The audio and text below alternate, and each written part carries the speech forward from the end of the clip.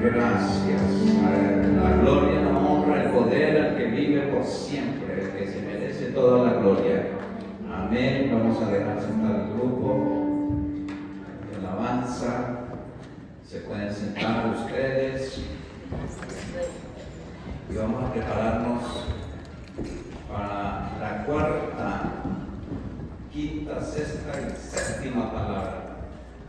Oren por mí ustedes, para que no hagamos una vigilia. Ustedes van a orar y van a interceder. Usa el pastor, amén, gloria al Señor. Porque nosotros escribimos acá, el Señor nos inspira, pero es Dios el que toca y transforma esas palabras. Muchas veces incluso uno pudo haber estudiado, escrito, y de repente uno deja el papel y el Señor empieza a dar palabra. Eso es inspiración espontánea en ese momento. El Espíritu Santo hace eso. Entonces usted ora, usted siempre usa el pastor, usa la pastora, usa que esté predicando, el que está alabando.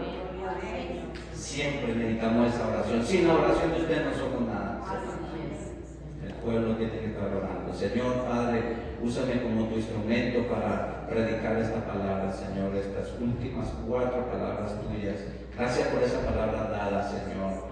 Las 2 primeras, la tercera, palabras preciosas, hermosas que quedaron escritas para que nosotros las recordásemos y nunca lo olvidemos, Señor. Ayúdanos, Padre, a vivir de acuerdo a tu palabra, a tu enseñanza, porque, Señor, no queremos seguir tus huellas, queremos vivir a nuestra manera. Ayúdanos, Padre. Padre, que la meditación de mi corazón y las palabras de mi boca sean gratas delante de ti. En el nombre de Jesús. Amén. Cuarta palabra de Jesús. Vamos a ir a Mateo 27:46. Vamos a ver. Qué tan rápido están nuestros técnicos allá arriba. Mateo 27:46. Entonces dice: cerca de la hora novena, Jesús clamó a gran voz diciendo: Elí, Elí, lama sabactani. Esto es: Dios mío, ¿por qué me has abandonado? Jesús, en un momento de profunda angustia, parece expresar un sentimiento de abandono, reflejando el peso de la pena que está soportando. Es muy fácil y lógico pensar que cuando Jesús estaba orando en el jardín de Getsemaní antes de ser crucificado, esa última noche, cuando estuvo con sus discípulos orando, y él iba a orar 3 veces, y allí él oraba y decía: Señor, si es posible, pasa de mí esta copa. Pero él, al finalizar esa oración, decía: pero no se haga mi voluntad sino la tuya. Mis hermanos, en esa noche, antes de esta crucifixión, es muy lógico pensar de que él, la copa que él estaba pidiendo no pasar, era ese sacrificio y esa vergüenza y ese dolor tan terrible que él estaba soportando en ese momento. Mi hermano, eso fue inhumano lo que él sufrió. Fue inhumano. No solamente los golpes que él recibió de más de 100 personas cuando fue apresado, soldados romanos, soldados del templo, más todas aquellas sectas que estaban ahí reunidos, fariseos, todos los saduceos, todos estaban ahí reunidos, y todos ellos le daban golpe a puño cerrado. Todo él recibió todo eso, mis hermanos. Le jalaban sus barbas, lo escupieron. No solamente 1, 2, 3, toda esa gente escupió sobre su rostro. Esa era la vergüenza más grande. Él sufrió todo eso por nosotros, mis hermanos. Entonces no era eso lo que él más temía. No era ese dolor, la humillación, los golpes, los latigazos. Porque él sufrió 39 latigazos, y esos látigos, hermano, eso parece, cuando uno lee y dice: wow, eso fue cierto. Al final de esos látigos, hermano, habían huesos amarrados ahí, para que cuando el que estaba golpeando, arrancara el hueso. Mis hermanos, eso fue inhumano lo que el Señor sufrió por nosotros. Pero ya estaba escrito. El cumplimiento de la profecía de Isaías 53, el siervo sufriente, en el versículo 4.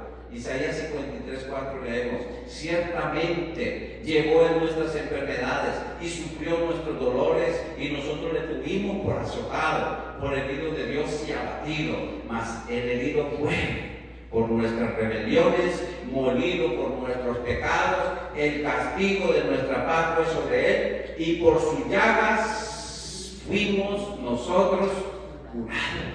Estaba escrito en Isaías 53. Todos nosotros nos descarriamos como ovejas, cada cual se apartó por su camino, mas Jehová cargó en él el pecado de todos nosotros. Angustiado él y afligido, no abrió su boca, como cordero fue llevado al matadero, y como oveja delante de sus trasquiladores, enmudeció y no abrió su boca. Estaba cumpliendo en él. Él ya sabía todo esto, ya estaba profetizado, ya estaba escrito. Lo que más le dolía a nuestro Señor era estar por un instante separado de su amado Padre. No tanto aquel dolor que iba a pasar y que estaba pasando, era ese sentimiento de abandono que iba a sufrir en un momento cuando el Padre volteara su rostro, y toda la ira, la justicia por el pecado, porque alguien tenía que pagar la culpa. Y Dios no iba a pasar por alto y decir: bueno, voy a perdonarlos a todos. No, alguien tenía que pagar. Y por eso el Hijo de Dios se ofreció como cordero para ser inmolado. Y él fue mansamente, sin abrir su boca. Cuando llegó el momento de apresarlo, él se entregó, porque anteriormente habían tratado de apresarlo, de tirarlo por un despeñadero. No podían, porque lo protegía el Señor y sus ángeles. Nadie podía acercarse a él. Inexplicablemente se escapaba. Pero cuando llegó el momento de él entregarse y llegaron toda esa compañía de soldados, dice que no eran unos 20, podía ser hasta 300 soldados. Y un más, hasta 600, una compañía de soldados romana. Digamos que llegaron apenas 300. Cuando llegaron allá, se manía a buscarlo, y él ya había hecho esa oración. No había encontrado a sus discípulos acompañando, orando con él, se le durmieron. Eso somos nosotros, el ser humano. Esta carne es perezosa. Esta carne no se sujeta a Dios. ¿Queremos una iglesia avivada? ¿Queremos una iglesia despierta? Vamos a meternos con el Señor. Vamos a pedirle: Señor, enséñanos a vivir la vida cristiana realmente como es. No a medias. Enséñame a vivir, a seguir las huellas de nuestro Señor Jesucristo. Cuando vinieron a apresarlo, mis hermanos, y le preguntaron, el Judas Iscariote se le da un beso. Le besa, el que yo besara, ese es ese. Y los soldados preguntan: ¿quién es Jesús? Y cuando él dice: yo soy, ¿qué le pasó a los soldados? Oyeron al gran yo soy, el que soy. Eso es como si hubiera explotado una bomba de dinamita al frente de esa gente. Cayeron borrachos, se fueron de espaldas como muertos, ¡pum!, cayeron al piso. Porque si el Señor Jesucristo hubiera querido, no lo apresan, Él se entregó mansamente. Ese es nuestro Señor, que se entregó para esto, mis hermanos, para lo que ya estaba escrito. Lo que más le dolía era que en un momento iba a tener que clamar: Eloí, Eloí, lama sabactani. Dios mío, ¿por qué me has abandonado? No veía el rostro del Señor. Muy duro para él, porque ellos han vivido toda la eternidad en una armonía perfecta. El Padre, el Hijo y el Espíritu Santo por la eternidad, dándose la gloria uno al otro. No hay celo. El Espíritu Santo le da la gloria al Hijo, el Hijo le da la gloria al Padre, el Padre le da la gloria gloria al Espíritu Santo. La armonía perfecta, mis hermanos. Cuando la iglesia no tiene esa armonía, no vamos para ir a ningún lado. Tenemos que estar en armonía, adorando al Padre, dándole la gloria al Hijo, escuchando al Espíritu Santo. El Espíritu Santo nos va a llevar al Hijo y el Hijo nos va a llevar al Padre. ¿Ve qué hermoso es? No podemos ignorar a ninguno de los tres en la Santa Trinidad. Entonces eso fue lo que más me doló. Un instante solamente. Y nosotros, ¿cuánto tiempo hemos estado sin Dios? Sin estar bebiendo de Él como es, no media, no, aquí un día sí, acá un día no, a la manera mía te voy a servir cuando yo pueda. Imagínate un día tan importante como hoy. Imagínese un día tan importante como hoy. ¿Qué pensará el Padre allá arriba? Y la humanidad ignorando lo que el Señor hizo por nosotros.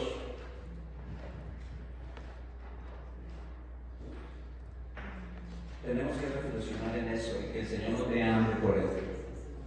Que el Señor nos dé hambre. Tengo sed. Quinta palabra. Juan 19:28. Después de esto, sabiendo Jesús que ya todo estaba consumado, dijo para que la escritura se cumpliese: tengo sed. Y estaba allí una vasija llena de vinagre. Entonces ellos empaparon en vinagre una esponja y poniéndola en un hisopo se la acercaron a la boca. Jesús, aunque físicamente está sediento mucha sed. Esta frase también representa su deseo de cumplir la voluntad de Dios y llevar a cabo su misión para que la palabra se cumpliese. Tenía sed física, él estaba deshidratado ahí, la sangre le estaba corriendo a borbotones. Usted sabe la sed que debió haber tenido, pero él se piensa para que la palabra se cumpla. Tengo sed. El salmo que menciona que le dieron vinagre para beber en lugar de agua cuando tenía sed está en el Salmo 69:21. En este versículo se expresa la frase: y por comida me dieron hiel, y para mi sed me dieron a beber vinagre.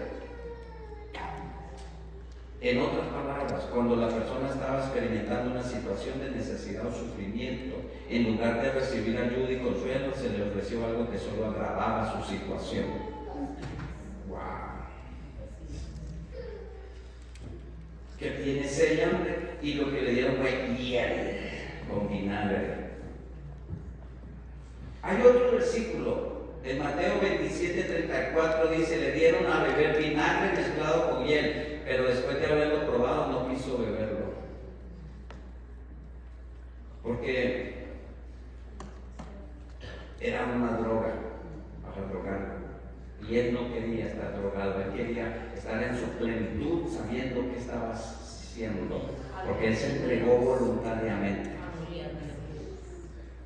Pero el que acabamos de leer, le dieron a beber vinagre y él bebió. Cuando bebió ese vinagre que leímos al principio, todo está cumplido. Esa fue la siguiente palabra, la sexta. Todo está cumplido. Juan 19:30, leemos: cuando Jesús hubo tomado el vinagre, dijo: consumado es. Y habiendo inclinado la cabeza, entregó el Espíritu. Jesús, al declarar que todo está cumplido, indica que ha completado la obra que su Padre le había encomendado y está satisfecho con su sufrimiento. Consumado en griego es tetelestai. Así está en la Biblia en griego, porque la Biblia en el Nuevo Testamento se escribió en griego. En arameo el Señor hablaba en arameo, pero cuando la escribieron se escribió en griego.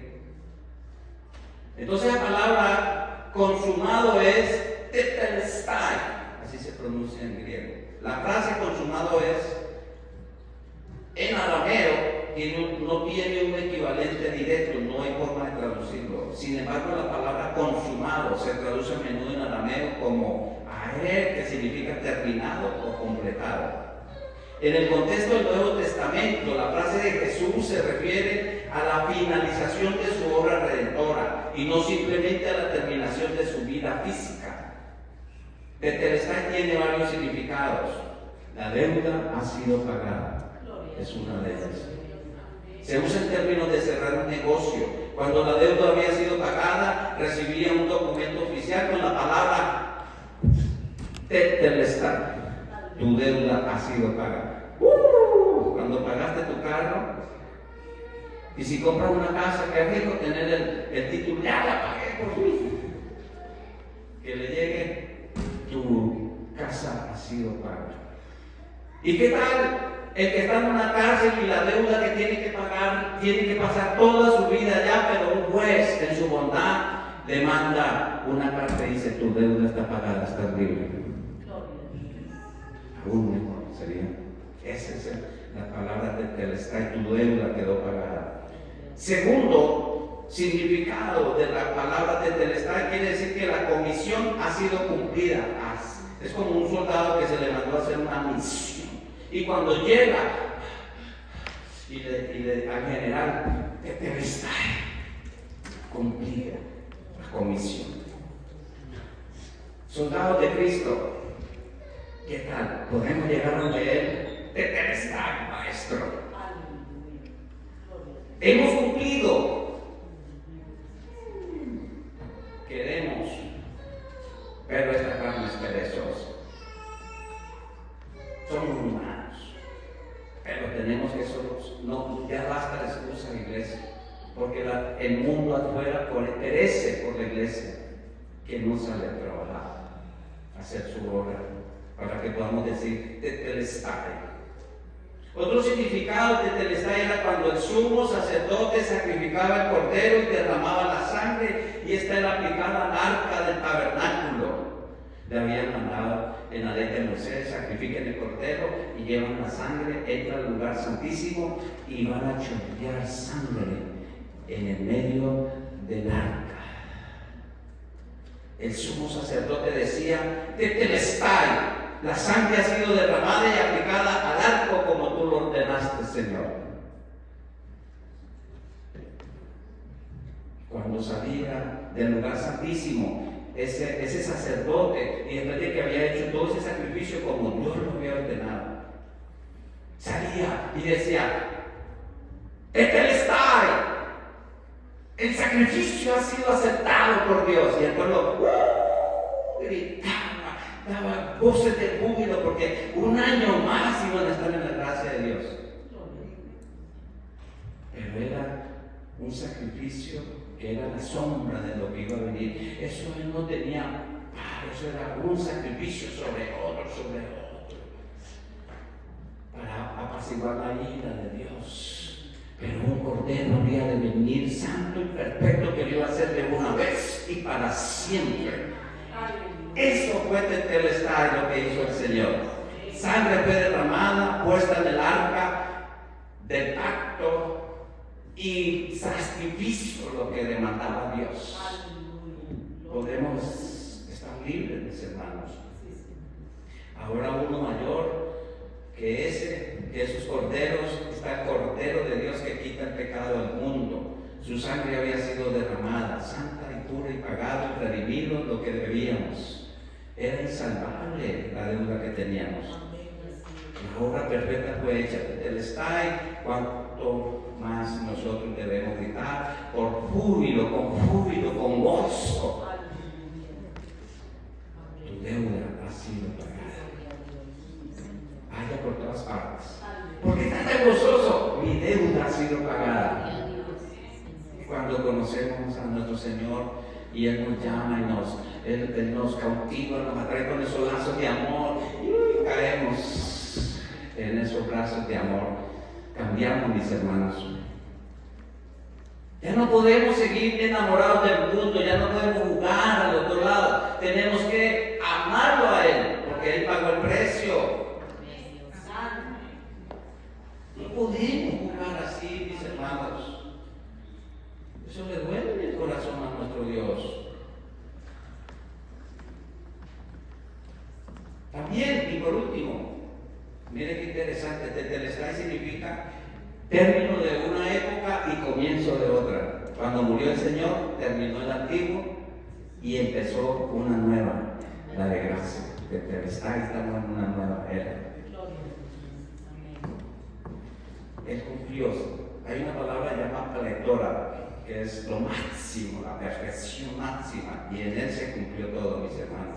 Usted vive, cuando usted verdaderamente sigue a Jesús, usted vive de todas esas leyes del Antiguo Testamento. Ahora yo sirvo a Jesús todos los días. Porque la gente se vuelve a veces perezosita y escoge no los domingos. Si tenemos que adorarlo todos los días. Todos los días que hay que adorarlo a Él. Entregarle toda nuestra vida. Hermanos, vamos a tener que empezar discipulado de nuevo. Otra vez, vamos a darle al discipulado hasta que se nos meta dentro, que es ser un verdadero discípulo de Jesús. Amén. Y comprendamos todo este trabajo que hizo nuestro Señor por nosotros. Siervo, sierva de Dios, piensa y deduzca si ya cumplió esta parte de la Escritura, porque el tiempo es corto. El Señor viene pronto, mis hermanos. A nosotros también Jesús nos comisiona. Vayan y cumplan. La última, mis hermanos, la última palabra, la séptima. Padre, en tus manos encomiendo mi espíritu. Y dicho esto, murió. Su último aliento, mis hermanos, fue para honrar al Padre, entregarse a la mano divina de su Padre. El último aliento que salió de él: Padre, en tus manos encomiendo mi espíritu. Las últimas palabras del Maestro, un gran grito de triunfo, débil por los golpes, el gran sufrimiento de todas esas flagelaciones, latigazos, 39 latigazos. Todo eso que Él sufrió por nosotros, mis hermanos. Corona de espinas se la enterraron. No fue así, puestecita para, no. Quieren una corona, rey. Todo eso, mis hermanos, lo sufrió. Vara le dice, no solo puño, y vara le da. Todo esto el Salvador lo soportó con tal de vernos libres. Él lo hizo por amor sacrificial. Él lo hizo por amor sacrificial, mis hermanos. Cuando Él entregó su espíritu, mira todo lo que pasó, mis hermanos. Desde la hora sexta hubo tinieblas sobre toda la tierra hasta la hora novena. Desde la hora sexta a las 12 hasta la hora novena, que era las 3 de la tarde. Cerca de la hora novena, entonces, fue cuando ya Él se sintió solo. Ya dijimos esa palabra, Elías dice también. Los que estaban allí decían al oírlo: a este Elías, y al instante corriendo uno de ellos tomó una esponja, bajó. Mas Jesús, habiendo otra vez clamado a gran voz, entregó el espíritu. Y aquí el velo del templo se rasgó en todo, de arriba abajo, y la tierra tembló y las rocas se partieron. Hubo un terremoto. Eso no fue así nada más que iba a morir el Rey de Reyes, el Salvador, el Creador, y ya vamos, cerremos y vámonos, cada uno para su casa. No, la tierra gimió, tembló, tuvo dolores de parto, hubo un terremoto que llegó hasta el templo y rasgó un velo que no era una cortinita de estas, era una cortina que era ancha de una palma. Eso no se iba a partir así por un temblor, pero se rasgó por el poder de Dios. Y cuando pudieron mirar allá los sacerdotes, se dieron cuenta de que Tetelestai había terminado una época, una era, y empezaba otra, porque que ya no iba a existir más ese lugar santísimo, reservado y exclusivo solamente para ciertos sacerdotes. Ahora era para todo aquel que creyera en aquel que murió en esa cruz. Aleluya, gloria a Dios. Eso fue lo que dice. Mire, cuando tembló la tierra se abrieron los sepulcros y muchos cuerpos de santos que habían dormido se levantaron y saliendo de los sepulcros después de la resurrección de él vinieron a la santa ciudad y aparecieron a muchos. Eso no se predica. Por ahí no se pasa porque, uy Señor, ¿qué es eso? El poder era tan grande de nuestro Dios que el mismo cuando dijo yo soy se cayeron los soldados. El mismo poder cuando Él murió, ¡fum!, resucitó a los muertos. Y salieron unos muertos por ahí a dar testimonio, créanle, a ese santo. Él es Dios. Oye, pero la mente del ser humano es tan dura que los sacerdotes no creyeron. Pues el domingo vamos a hablar un poquito de eso. Nos sobornaron a los soldados. Eran duros de corazón, llenos del diablo. Por eso tenemos que llenarnos siempre de Él. Sigue perseverando en la casa de Dios. Asómbrate de las maravillas. Lee la Biblia y diga: ¡wow! ¡Grande es nuestro Dios! Se levantaron los muertos, pues yo también me levantaré un día. Oí una alabanza que me gusta en inglés, que dice que esa tumba no me podrá retener. Y cuando me estoy bañando y pongo esa alabanza, por allá abajo empieza: ¡pum! Y el pastor va a bajar diferente cuando yo oigo la alabanza, porque es como media roqueta. Pero es linda. Esa tumba no me podrá retener. Así tenemos que vivir, mis hermanos. No volvemos a muerte, volvemos a vida. Volvemos a vida por donde quiera que vayamos diferentes. Tenemos que buscar.